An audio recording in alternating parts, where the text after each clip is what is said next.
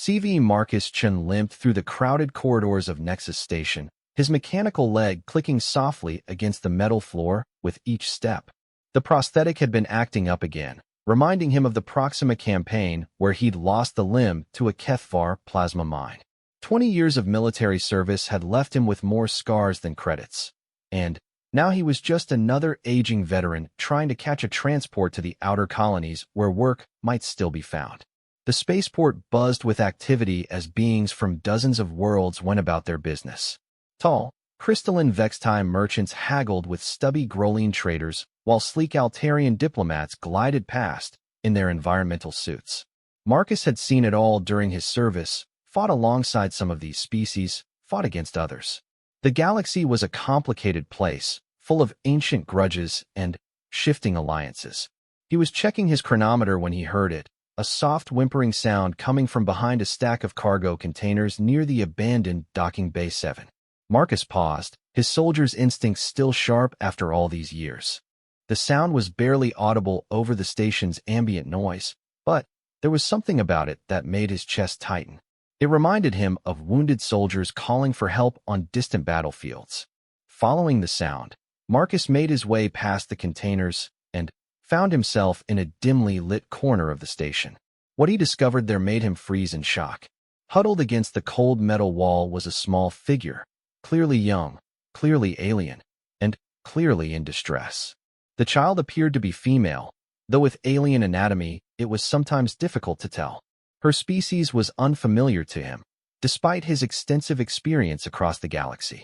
She was roughly humanoid, but smaller than a human child of similar apparent age, perhaps reaching Marcus's waist if she stood. Her skin had a pale, almost translucent quality with faint blue veining visible beneath the surface. Most striking were the delicate, wing-like appendages that emerged from her shoulders. Not true wings capable of flight, but beautiful gossamer structures that seemed to catch and reflect what little light there was. Her hair was white as starlight and fell in soft waves around her face. But it was her eyes that broke Marcus's heart. Where I should have been, there were only smooth patches of skin. The child was completely blind, born without organs of sight. She sat alone, abandoned, making small distressed sounds as she rocked back and forth. Marcus approached slowly, not wanting to startle her. When he was a few feet away, he cleared his throat gently. The alien child immediately went silent and turned her head toward the sound with perfect accuracy. Her hearing, he realized, must be incredibly acute to compensate for her blindness. "Hey there, little one," Marcus said in the soft tone he'd once used with his own daughter, back when he'd had a family, back before the war had taken everything from him. "Are you hurt?" The child tilted her head, and Marcus realized she might not understand Standard Galactic. He tried a few other languages he knew, Altarian, Kethvar, even some basic Groline grunts. Nothing seemed to register until he spoke in Old Terran English, something he rarely used anymore. "Can you understand me?" To his surprise, the child nodded slightly. Her voice, when she finally spoke, was like wind chimes in a gentle breeze. "Yes, you speak the old tongue. I learned it from the archives before." She trailed off, her small hands clutching at something around her neck. Marcus knelt down, ignoring the protest from his bad knee, and saw that she wore a small pendant, clearly a data storage device of some kind. "Before what, sweetheart?" "Before they left me here," she whispered. "They said I was broken, that no family would want a broken child. They said humans might take broken things, but humans are dangerous." "Are you dangerous?" The words hit Marcus like a physical blow. Someone had deliberately abandoned this child here, telling her she was worthless because of her blindness. The cruelty of it made his jaw clench with barely contained anger. He'd seen the worst of war, witnessed atrocities that haunted his dreams, but this casual abandonment of an innocent felt somehow worse. "No, little one, I'm not dangerous. Not to you." He studied her more carefully and noticed she was malnourished, her clothes dirty and torn. "How long have you been here alone?" 3-day cycles, I think. Maybe 4. Time is hard to count when you cannot see the light changes. Her stomach chose that moment to growl loudly, and she wrapped her thin arms around herself in embarrassment. Marcus made a decision that would change both their lives. "What's your name?" "Lyra." My people called me Lyra Velnatha, but the short name is easier for other species. Well, Lyra, my name is Marcus. And you're not broken. You're just different. The diner in the civilian section of Nexus Station was a cramped affair, filled with the usual mix of travelers, traders, and station workers. Marcus had chosen a corner booth where Lyra could sit with her back to the wall, giving her a sense of security. She ate slowly but steadily, savoring each bite of the simple protein paste and vegetable synthesis that passed for food in this part of space. Marcus watched her careful, deliberate movements and marveled at how gracefully she navigated the world without sight. Better? He asked as she finished the last of her meal. Lyra nodded, a small smile playing at her lips. Much better. Thank you, Marcus. You are very kind for a dangerous human. Marcus chuckled despite himself. Who told you humans were dangerous? The Keepers, Lyra said, her expression growing serious. They said humans were violent and unpredictable, that they fought wars for no reason and destroyed worlds for sport. But you do not seem violent to me. We fight when we have to, Marcus admitted. But we also protect those who can't protect themselves. The Keepers, they were your caretakers. Lyra's gossamer wings, which had been relaxed during the meal, suddenly tightened against her shoulders. Yes, they said they would find me a family, but she touched the pendant at her neck again, a nervous gesture Marcus was beginning to recognize.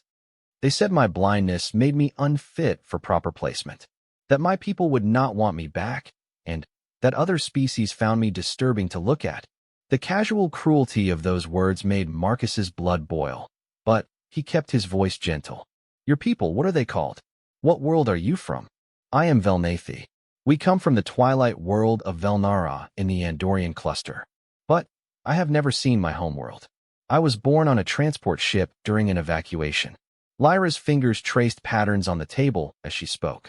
My mother died in the birthing, and my father, the Keeper, said he gave me to them because he could not bear to look at his broken daughter. Marcus felt his heart break a little more. Lyra, can I ask you something? This pendant you wear, what's stored on it? She lifted the small device carefully. My mother's voice. She made recordings before she died, telling me stories of our people.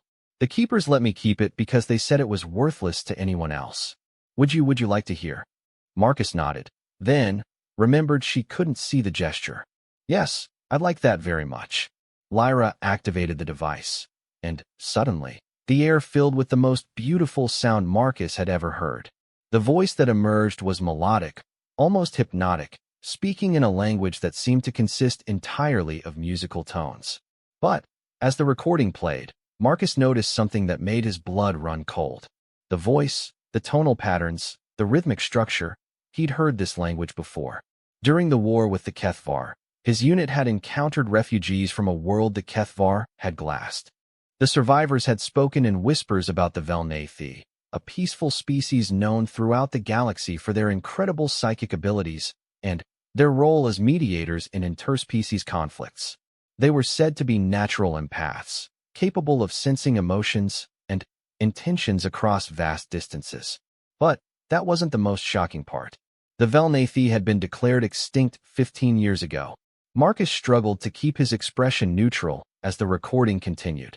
If Lyra was truly Velnathi, then her existence was more than just remarkable. It was potentially galaxy-changing.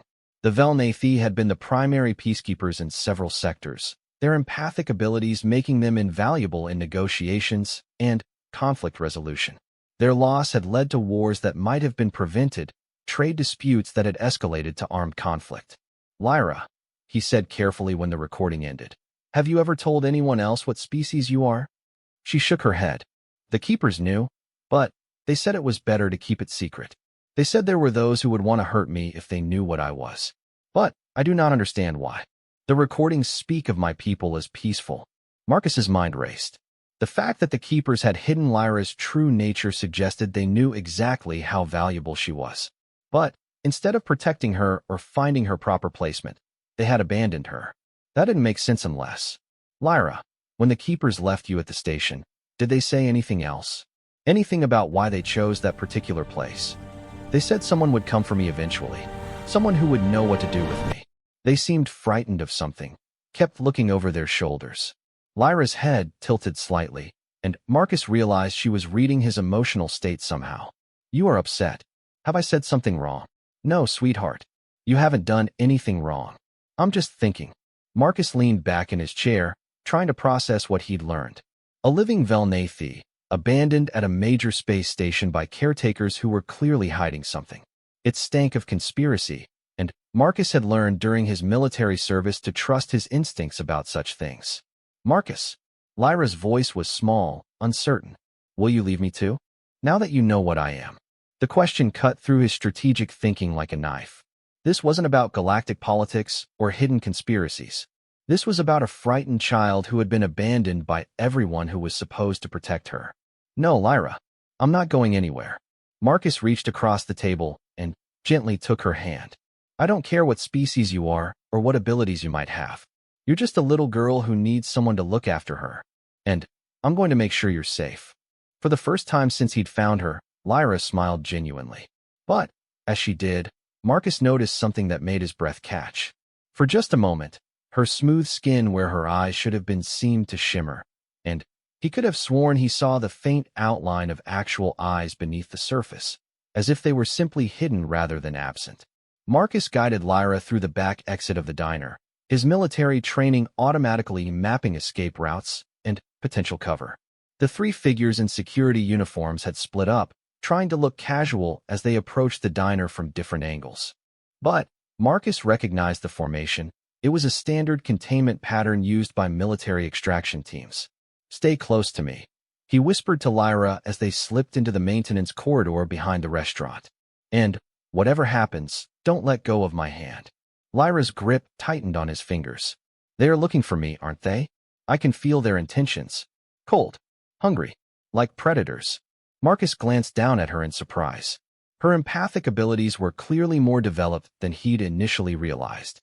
"What else can you sense about them?" "Fear," she said after a moment of concentration. "They fear what will happen if they fail to find me. And something else. Guilt, perhaps. As if they know what they do is wrong but cannot stop themselves." That confirmed Marcus's suspicions that this wasn't a routine station security matter. These were operatives working under duress, which made them dangerous but potentially unpredictable. As they moved through the narrow maintenance tunnel, Marcus's mind worked furiously to understand what was happening. The Relentless were supposedly extinct, wiped out during the Kethvar War when their homeworld was destroyed. But what if that wasn't true? What if some had survived, and certain parties wanted to keep that fact hidden? The Relentless' natural empathic abilities made them incredibly valuable as negotiators and mediators, but those same abilities would make them dangerous to anyone with secrets to hide. They emerged from the maintenance area into a less crowded section of the station. Marcus was looking for a place to lay low and think when Lyra suddenly stopped walking. "Marcus," she said urgently, "there are others. More than the three we saw. They have surrounded this entire section of the station." Her empathic range was impressive. Marcus pulled out his old military scanner, a device he'd kept from his service days. The readings confirmed Lyra's assessment. At least a dozen armed figures were positioned at strategic points throughout this section of Nexus Station. Whatever was happening, it was a major operation. "Can you tell anything else about their intentions?" Marcus asked as he led her toward an emergency access panel he remembered from his previous visits to the station. Lyra was quiet for a long moment, her head tilted as if listening to something only she could hear. "They want me alive, but they do not care about you. In fact," she paused, her expression troubled. "They expect you to resist. They have planned for that." Marcus felt a chill that had nothing to do with the station's climate control. These people knew exactly who he was and what he was capable of. This wasn't a random encounter, it was a trap, and he had walked right into it by helping Lyra. "Did the Keepers know this would happen?" he asked as he worked to open the access panel. His old military authorization codes were still valid, apparently. "I think yes. They were very specific about where they left me. And they mentioned that humans were predictable in their response to abandoned children." Lyra's voice was small and hurt. "They used me as bait, didn't they? To catch someone like you." Marcus paused in his work on the panel to look at her. Even without eyes, her expression was heartbreaking. She was beginning to understand that her entire life had been a manipulation, that even her abandonment had been calculated. Maybe, Marcus said gently. But that doesn't matter now. What matters is keeping you safe and figuring out why they want you so badly.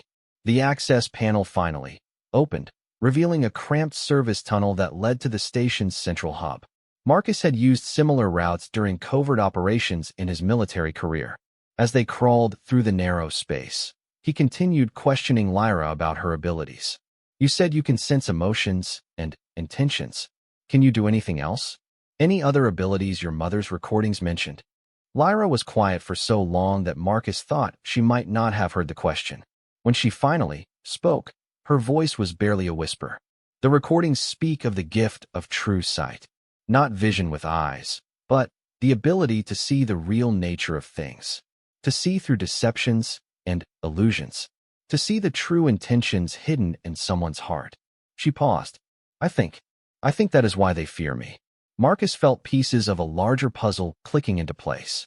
A living Velnathi with advanced empathic abilities and the potential for something even more powerful, the ability to see through lies and deceptions. In a galaxy built on political maneuvering, hidden agendas, and carefully constructed facades, such an individual would be either incredibly valuable or incredibly dangerous, depending on your perspective. They reached an intersection in the service tunnels where Marcus could access a maintenance terminal. Using his old codes again, he pulled up the station's security feeds. What he saw made his blood run cold. The figures hunting them weren't just station security or even corporate operatives. Based on their equipment and formation patterns, they were consortium military, elite forces from the Galactic government's Black Operations Division. The same people who had officially declared the Velnathi extinct. Lyra, Marcus said carefully, I think your people aren't extinct. I think they're being hidden. And I think some very powerful people want to make sure they stay hidden. But why? She asked. The recordings say we were peacekeepers. We helped resolve conflicts. Why would anyone want to hide that? Marcus thought about the wars that had erupted in the 15 years since the Velnathi's supposed extinction. Trade wars, territorial disputes, conflicts that might have been prevented if natural empaths had been available to mediate. Conflicts that certain parties had profited from greatly. Because sometimes peace isn't profitable, he said grimly. And sometimes people in power need to keep secrets more than they need peace. A soft alarm began chiming through the service tunnel, indicating that their presence had been detected. Marcus quickly shut down the terminal and began moving again, pulling Lyra deeper into the station's infrastructure. Where are we going? She asked as they climbed through a vertical shaft toward the station's upper levels. To find answers, Marcus replied. And to get you somewhere safe while we figure out what's really going on. But even as he said it, Marcus knew that nowhere on Nexus Station would be truly safe. They were dealing with forces that had the resources to stage a major operation on a neutral station, which meant they had political backing from the highest levels. He and Lyra were going up against the Galactic government itself. As they climbed, Lyra's voice echoed softly in the shaft. Marcus? My mother's recordings mentioned something else. Something about humans being the only species that would help without expecting anything in return. The only species that would fight for strangers simply because it was right. Is that true? Marcus thought about his military service, about the battles fought not for territory or resources, but to protect civilians who had no way to protect themselves. He thought about human history, about the countless times his species had stood up to impossible odds simply because someone needed help. Yeah, he said quietly. I think it might be. Marcus and Lyra emerged from the service tunnels into the station's command center observation deck, a restricted area that offered a panoramic view of the docking bays below. Marcus had hoped to find a way to communicate with friendly contacts, but what he discovered instead changed everything. Through the reinforced windows, he could see ships in the lower docking bays that weren't listed on any public manifest. Sleek, organic-looking vessels with the distinctive curved lines of Velnathi design. And emerging from those ships were figures that made Marcus's breath catch. Other Velnathi, dozens of them, all with the same gossamer wings and pale skin as Lyra. There are others here, Lyra whispered, her empathic abilities picking up on the presence of her people before Marcus could tell her what he was seeing. So many others. But they feel different. Controlled. Afraid. Marcus studied the scene below more carefully and realized what was happening. The Velnathi weren't extinct. They were enslaved. The figures moving below wore neural control collars, devices that would suppress their empathic abilities while keeping them docile and compliant. They were being herded like cattle by consortium guards toward transport vehicles. My God, Marcus breathed. They've been using your people. All this time, everyone thought the Velnathi were extinct, but they've been kept as prisoners, used as living lie detectors and negotiation tools for the consortium's benefit. Lyra's hand found the pendant at her neck, clutching it tightly. Is that why they want me? To put one of those collars on me? No, said a new voice from behind them. You're far too valuable for such crude control methods. Marcus spun around to find a tall, pale woman in consortium uniform standing in the doorway. She was human, but her eyes held the cold calculation of someone who had long ago stopped caring about individual suffering. Behind her were two of the military operatives who had been hunting them. Commander Sarah Chun. She introduced herself with a slight smile. And before you ask, yes, I chose this assignment specifically because I wanted to meet the famous Marcus Chun. Your reputation precedes you, veteran. Marcus positioned himself between the woman and Lyra, his mind racing. The last name wasn't a coincidence. What do you want? The child, obviously. Though I'm curious why my research suggested you'd be the one to find her. Did you know your psychological profile indicated a 93% probability that you'd attempt to help any abandoned child you encountered? Humans are so wonderfully predictable in their compassion. The casual way she spoke about manipulating him made Marcus's jaw clench, but he kept his voice level. And then what? You turn her into another slave like the others down there. Commander Chin's smile widened. Oh no, Lyra here is special. You see, most Velnathi children born in captivity have limited abilities. Their empathic range is maybe a few dozen meters, and their true sight barely functions. But Lyra, she gestured toward the child with something approaching admiration. Lyra was born of two parents who both possessed the full range of Velnathi abilities. Her mother was our most gifted subject before she died in childbirth.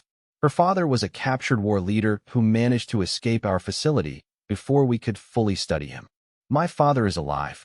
Lyra's voice was barely a whisper. Was alive, Chin corrected coldly. He died fighting consortium forces 3 years ago. But not before we learned something fascinating from his genetic material. The true sight ability can be enhanced through proper conditioning. Instead of seeing just emotions and basic intentions, a properly trained Velnathi can see the fundamental truth of any situation. Past, present, potential futures, all laid bare. Marcus felt sick as he realized the implications. You want to turn her into the ultimate intelligence asset. Someone who could see through any deception, predict any strategy. The applications are endless, Chin agreed. Imagine interrogations where lies are impossible. Negotiations where we know exactly what the other party will accept before they do. Military strategies that account for every possible enemy response. Lyra could give the consortium absolute superiority in every field of human endeavor. But first, she continued, we need to fully awaken her abilities. And our research indicates that extreme emotional trauma is the most effective trigger for Velnathi psychic development. The threat in her words was clear, and Marcus felt his old combat instincts surge to life. You're not touching her. Actually, I think we are, Chin said, raising a small device that hummed with energy. You see, we've discovered that watching someone they care about die is particularly effective at triggering the awakening process. We've tested it extensively on other young Velnathi subjects. Marcus moved without thinking, his military training overriding 20 years of civilian life. He lunged toward Chun, but the energy weapon discharged, sending searing pain through his nervous system. He collapsed to the deck, muscles spasming from the neural disruptor's effects. Marcus, Lyra cried out, dropping to her knees beside him. Don't worry, child, Chin said mockingly. The weapon won't kill him immediately. You'll have plenty of time to watch him suffer. The emotional trauma should trigger your abilities quite nicely. But, as Chin spoke, something strange began happening to Lyra. The smooth skin where her eyes should have been started to shimmer and crack, like an eggshell breaking from within. Light began to pour through the cracks, not harsh fluorescent light, but something deeper, more fundamental. Impossible, Chen breathed. She's awakening on her own. Lyra's voice, when she spoke, carried harmonics that hadn't been there before. I can see you now. All of you. I can see what you really are. The light pouring from her emerging eyes intensified, and suddenly, Marcus could feel something too, a warmth spreading through his mind, showing him glimpses of truth he'd never imagined. He saw Chen's memories, her rise to power built on the suffering of enslaved Velnathi. He saw the consortium's vast conspiracy, the wars they'd started and prolonged for profit, the peaceful species they'd secretly enslaved or destroyed. But, most importantly, he saw Lyra's true nature. She wasn't just empathic, she was something far rarer. She was what the Velnathi called a truth seer, born perhaps once in 1,000 generations. And her abilities, once fully awakened, wouldn't just reveal lies and deceptions. They would reveal truth so fundamental that exposure to it would force change in anyone who experienced it. The neural disruptor. Chen commanded her operatives desperately. Use it on the girl. But, as they raised their weapons, Lyra looked directly at them with her newly opened eyes. The operatives froze, tears streaming down their faces as they saw themselves as they truly were, soldiers who had abandoned their oaths to serve evil. One by one, they dropped their weapons and stepped away from Chen. This is what my people died for, Lyra said, her voice filled with sadness but also determination. Not to be weapons, but to be healers. To show others the truth about themselves, so they could choose to be better. Chen tried to run, but she stumbled and fell as Lyra's gaze found her. The commander's face contorted in anguish as she was forced to confront the full scope of her crimes. Marcus struggled to his feet, still weak from the neural disruptor, but, recover 6 months later, Marcus stood on the observation deck of the newly established Velnathi sanctuary ship, watching as another group of freed prisoners took their first steps toward recovery. The galaxy had changed dramatically since that day on Nexus Station when Lyra's abilities had fully awakened. What had started as one human veteran helping an abandoned child had become a revolution that touched every corner of civilized space. The truth about the consortium's slavery of the Velnathi had spread like wildfire once the first broadcast from Nexus Station reached other worlds.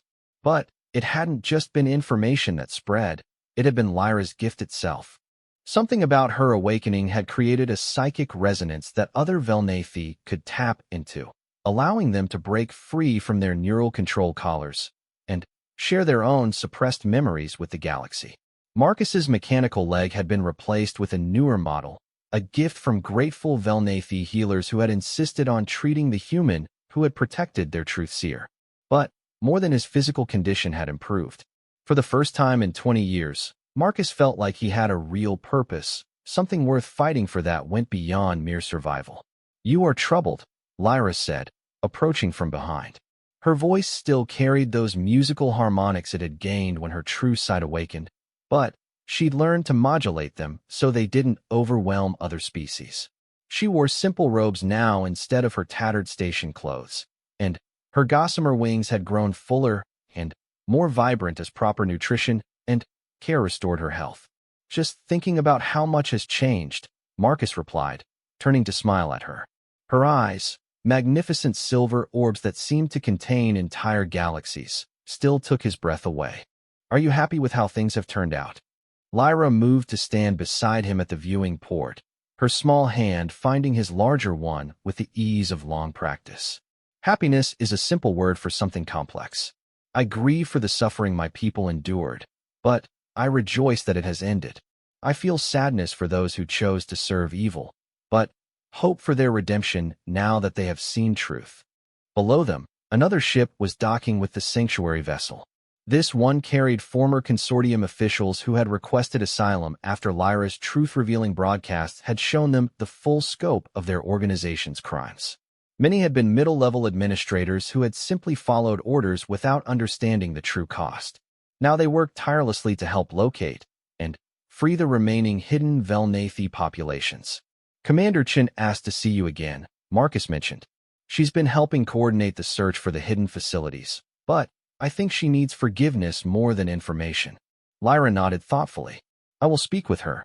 Truth without compassion is merely judgment, and judgment without the possibility of redemption is just cruelty. My people learned that long ago. The irony wasn't lost on Marcus that the woman who had planned to torture Lyra into awakening her abilities was now one of her most dedicated protectors. Chen's exposure to Lyra's true sight had broken something fundamental in her psyche, but it had also allowed something better to grow in its place. She'd spent the past 6 months using her knowledge of consortium black sites to help locate enslaved Velnathi populations, driven by a need to atone that went deeper than any external punishment could provide. The Altarian delegation is requesting another meeting, Marcus said, changing the subject. They want to formalize the peacekeeping accords. Of course they do, Lyra said with a small smile. Everyone wants the true seers to solve their problems now. But that isn't how this works. The revelation that the Velnathi weren't extinct had indeed prevented several wars and resolved numerous conflicts, but not in the way most species expected. Rather than serving as arbiters or judges, the freed Velnathi simply showed people the truth about themselves and their situations. What individuals and governments chose to do with that truth was entirely up to them. Some had chosen to pursue peace and reconciliation. The trade war between the Groline Mining Consortium and the Vextai crystal merchants had ended within hours of both sides experiencing a truth session with Velnathi mediators. When faced with the reality of how their conflict was destroying entire colonies of innocent civilians, both groups had immediately sought peaceful resolution. Others had chosen to double down on their destructive behaviors. The Kefar Empire had initially tried to capture Velnathi truth seers for their own use, only to discover that exposure to truth made it impossible to maintain the lies their society was built upon. The resulting internal revolution was still ongoing, but early reports suggested it might lead to the first democratic government in Kefar history. There's something else, Marcus said, pulling out a data pad with the latest intelligence reports. We've located your father's research facility, the one where he was held before he escaped. Lyra's expression grew still, her empathic abilities no doubt sensing the complex emotions surrounding this discovery. And what did you find there? Records, genetic samples, and evidence that you have siblings. Marcus watched her carefully, ready to provide comfort if needed. At least 3 others who were born in captivity and are still alive. The facility was abandoned when your father escaped, but the children were transferred to other locations. For a long moment, Lyra said nothing. Then, slowly, tears began to form in her magnificent eyes. I am not alone, she whispered. There are others like me. More than that, Marcus said gently. The genetic analysis suggests that all of you have the potential for true sight. You're not just one truth seer. You're the beginning of a new generation of them. The implications were staggering. A single truth seer had already begun transforming galactic civilization. What would happen when there were multiple truth seers working together, their abilities potentially amplifying each other? We have to find them, Lyra said with quiet determination. They must be so frightened, so alone. Just as I was before you found me. Marcus squeezed her hand gently. We will. Every resource we have will be dedicated to locating and freeing them. But, Lyra, this is going to change everything. Again, she nodded, understanding the weight of what lay ahead. The galaxy is not ready for multiple truth seers. Too many powerful interests depend on deception and hidden agendas. There will be those who try to stop us. Let them try, Marcus said with the quiet confidence of a man who had found his true calling. They'll have to go through humanity first. And we've gotten pretty good at protecting the things we care about. Lyra smiled at that, her expression brightening despite the challenges ahead. The recordings my mother left spoke of humans as the guardian species, the only people in the galaxy who would fight for strangers simply because it was right. I used to think that was metaphor. Nope, Marcus said with a grin. Just truth. And if there's one thing I've learned from you, it's that truth has a way of winning in the end. As if summoned by their conversation, Marcus's communicator chimed with an incoming message. The display showed it was from Admiral Sarah Morrison, the human fleet commander who had taken charge of the joint task force searching for hidden Velnathi populations. Marcus, we've got a lock on the first facility, Morrison's voice crackled through the speaker. Deep space station in the Omega sector. Heavy defenses, automated systems, and, according to our intelligence, at least 12 young Velnathi being held there. We're assembling a rescue fleet. But we could use Lyra's abilities to guide us through whatever mental conditioning the prisoners might have undergone. Marcus looked at Lyra, who nodded without hesitation. Tell the Admiral we'll meet her at the rendezvous point, he replied into the communicator. As they prepared to leave the sanctuary ship, Marcus reflected on how his life had changed. 6 months ago, he'd been a broken-down veteran with no purpose beyond day-to-day survival. Now he was helping to reshape galactic civilization, protecting the most important person in known space, and preparing for what might be the most significant rescue operation in galactic history. Marcus, Lyra said as they headed toward the docking bay where their ship waited. Thank you. For what? For seeing me as a person instead of a problem to be solved or an asset to be used. For showing me that there are still those who choose kindness over profit, compassion over convenience. She paused, her silver eyes reflecting the stars beyond the viewport. For proving that my mother's recordings were right about humans. Marcus felt a warmth in his chest that had nothing to do with temperature and everything to do with the knowledge that sometimes, just sometimes, doing the right thing could change everything. Come on, kid, he said, offering her his arm. We've got a galaxy to save. And, as they walked toward their waiting ship, ready to face whatever challenges lay ahead, the stars themselves seemed to shine a little brighter, as if the universe itself approved of humanity's choice to stand guard over truth and compassion in a galaxy that desperately needed both. ING. What happens now? He asked. Lyra turned her luminous eyes toward the docking bay below, where the enslaved Velnathi were still being loaded onto transport ships. Now we free my people. All of them. And we show the galaxy what the consortium has been hiding. That's going to start a war, Marcus warned. Lyra smiled. And in that smile Marcus saw both the innocence of a child and the wisdom of an ancient people. No, Marcus. It's going to end several wars. And prevent many others. Truth has that power when people are brave enough to see it. As alarms began blaring throughout the station and emergency broadcasts announced that something extraordinary was happening in the docking bays, Marcus realized that his simple act of compassion toward an abandoned child had just triggered the most significant event in galactic history. The age of hidden truths and manufactured conflicts was about to end, and it was all because one human veteran had decided that helping a frightened child was more important than minding his own business. Above them, he could hear the sounds of their pursuers entering the service tunnels. The hunt was intensifying, but Marcus wasn't the scared veteran he'd been when he first found Lyra. Now he had a purpose, and he'd be damned if he'd let anyone use this child as a pawn in their political games. The implications of that observation would have to wait, however, because at that moment Marcus noticed they were being watched. 3 figures in station security uniforms had entered the diner and were scanning the crowd with obvious purpose. But something about their movements was wrong, too coordinated, too military for simple station security.